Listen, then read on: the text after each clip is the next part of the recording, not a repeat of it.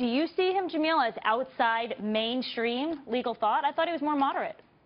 Absolutely not. He is absolutely a mainstream conservative. He's absolutely conservative, but he's right in the heartland of the mainstream. In fact, he's exactly the kind of judge you want. You want a judge who doesn't want their policy preferences to get in the way, who wants to follow the law that Congress passed, and the Constitution the framers envisioned.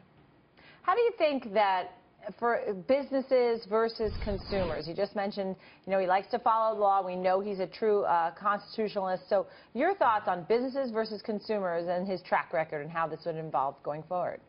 Yeah. Look, Judge Gorsuch is not about the outcome. He's really focused on what the law says. So if the law is favorable to one or the other, then that's what will happen. It's really about the politicians in Congress and the White House making the law, and for the judges to apply the law as it's written. And so for Judge Gorsuch, it's not about consumers and business. It's about what the law says and what the law is.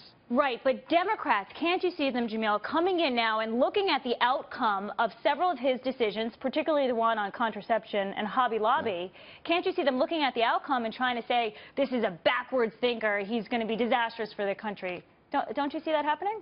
I could totally see that happening, but that would be a complete mistake by the Democrats. In fact, I was outside the Supreme Court last night after the nomination was announced, and I saw somebody who was carrying a sign that said oppose, and then just had a spot to write in whomever the name was that President Trump nominated. I mean, this is what we're talking about here. Nancy Pelosi would have come out and said the same thing no matter what, and frankly, Neil Gorsuch is a judge right in the heartland of conservatives. He is not extreme by any stretch of the imagination. He is going to be a terrific justice of the Supreme Court if the Senate confirms it, and they should quickly.